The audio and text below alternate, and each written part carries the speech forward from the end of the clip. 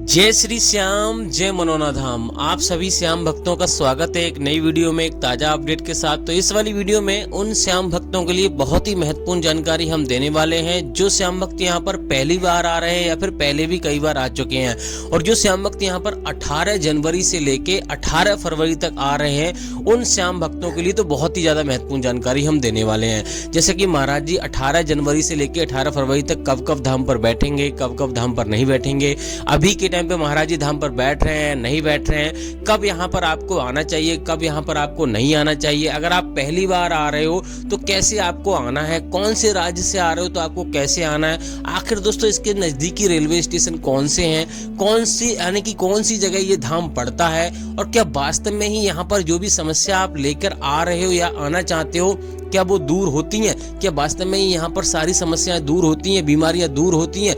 क्योंकि दोस्तों मनोना धाम आज के ज़माने में, आज के समय में बहुत ही ज़्यादा प्रसिद्ध हो चुका है।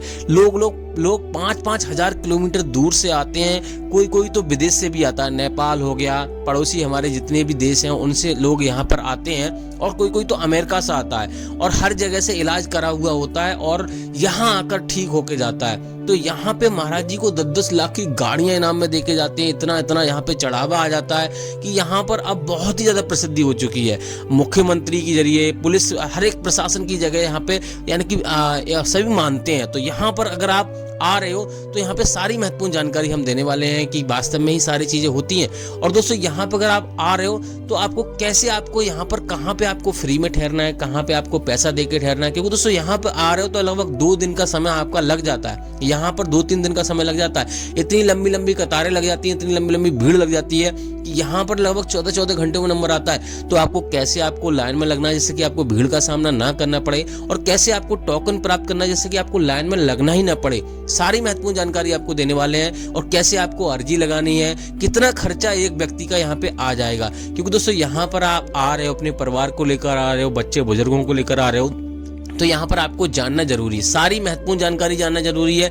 अगर आप यहाँ पे जानोगे नहीं, पहली बार आओगे, तो यहाँ पर बहुत सारे भक्त ऐसे भी आते हैं जिनको जानकारी नहीं होती है, उनकी मनोकामना पूरी नहीं होती है, उनके काम नहीं बनते हैं, फिर कहते हैं भैया यहाँ पे कोई फायदा नहीं है। तो ऐसा उन लोगों के साथ होता है जो जानकारी नहीं होते, नियमों का पालन नहीं करते हैं। तो अगर आप पूरा नियमों का पालन करोगे, सारी जानकारी प्राप्त करोगे, तो यहाँ पर आपको फायदा जरूर होगा। तो चलिए दोस्तों वीडियो को शुरू करते हैं। सबसे पहले जान लेते हैं आखिर दोस्तों मनोना धाम पड़ता कहाँ पर है, ये पवित्र धाम कहाँ पड़ता है। तो दोस्तों ये उत्तर प्रदेश राज्य के बरेली जिला में पड़ता है। गांव का नाम है मनोना और तहसील का नाम है आंवला और जिला का नाम है बरेली।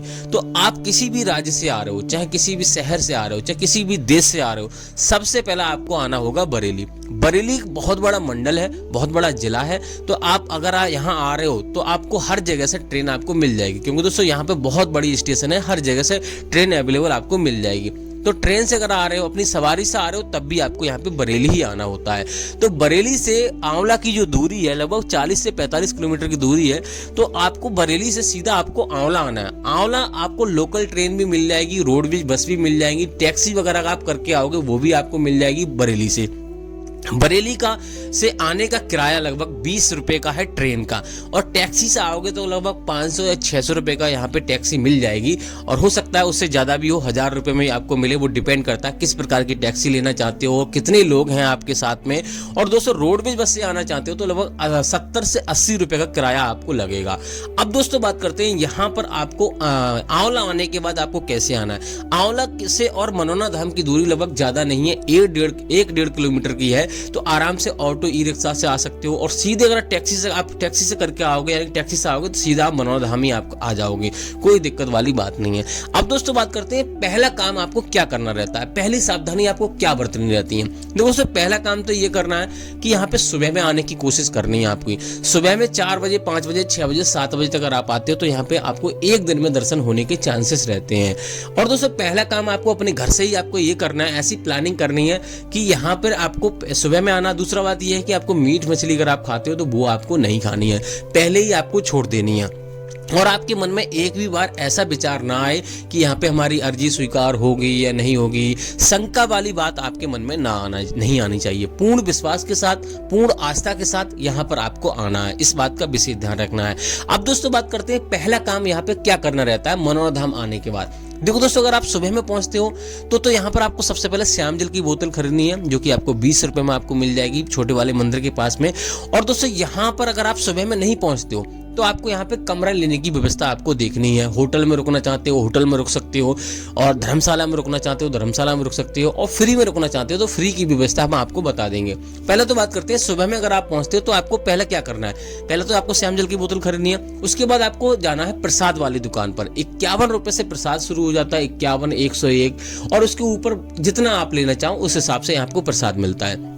और दोस्तों उसके बाद आपको करना क्या है, यहाँ पे आपको 10 रुपए का अर्जी फॉर्म खरीदना है। अर्जी फॉर्म आपको जरूर खरीदना है। आप यहाँ पे अपनी जो भी समस्या है वो आपको अर्जी फॉर्म में लिखनी है। 10 रुपए का आपको अर्जी फॉर्म मिलेगा, उसमें 1 रुपया रखा हुआ होता है, 61 रुपए की अर्जी लगती है। तो आपको जो भी समस्या है आपको बारी बारी से आपको उसमें लिख देनी है। अगर आपको समझ में नहीं आ रहा तो दुकान वाले भैया से आप लिखवा लीजिए, वो लिख देंगे।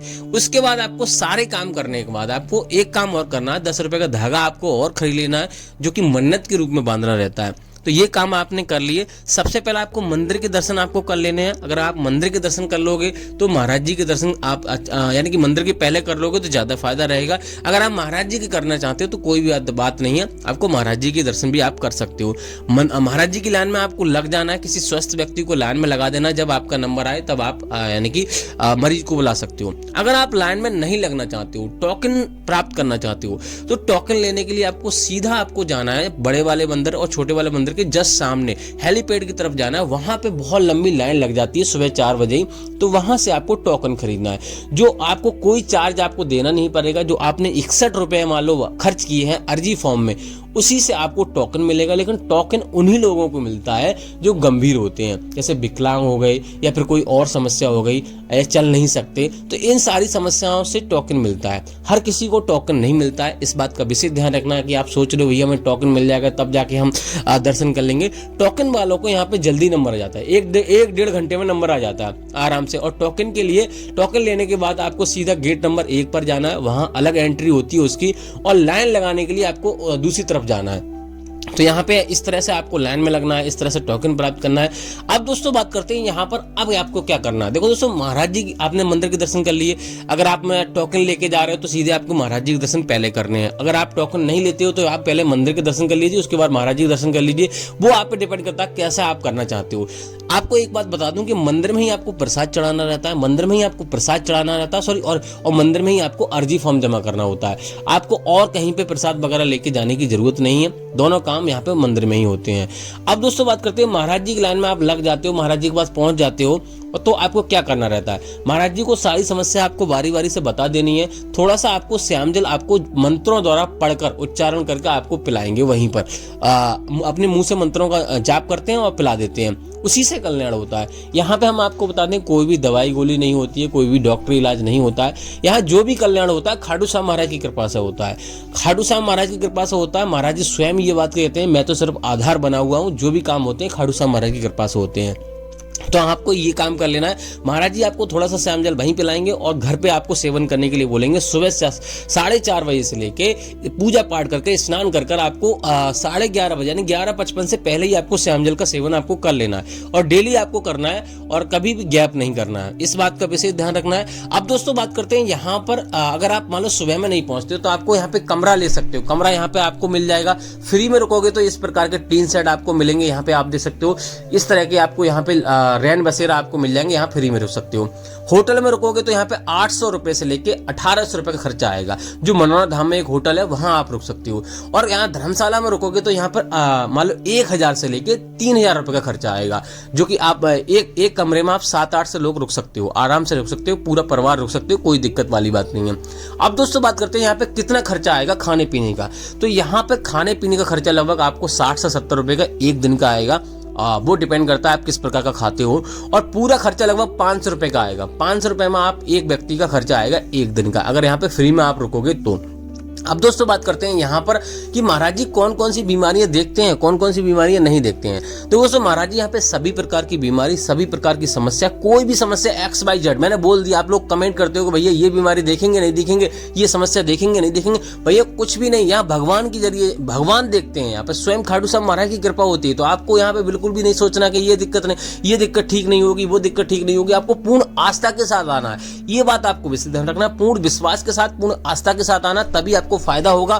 क्योंकि दोस्तों यहाँ पर आस्था में ही सब कुछ है, इस बात का विशेष ध्यान रखना है। एक चीज आपको और ध्यान रखनी है, यहाँ से श्यामजल आपको सीधे घर लेके जाना है, आपको कहीं भी रास्ते में नहीं रुकना, इस बात का विशेष ध्यान रखना है। अब दोस्तों बात करते हैं महाराज जी अभी के टाइम पे बैठ रहे हैं नहीं बैठ रहे हैं। तो महाराज जी अभी के टाइम पे लगातार बैठ रहे हैं। महाराज जी यहाँ पे 18 फरवरी तक महाराज जी लगातार आपको धाम पर मिल जाएंगे। कुछ और अपडेट आएगा, हम अगली वीडियो में आपको देते रहेंगे। महाराज जी अचानक कहीं पे जाते हैं या कुछ और अपडेट आता है, इतनी तारीख को नहीं बैठेंगे। एक बात का विशेष ध्यान रखना, आपको बुधवार यानी वेडनेसडे और थर्सडे को आपको महाराज जी नहीं मिलेंगे। इस दिन महाराज जी बैठते ही नहीं है, तो आपको नहीं आना।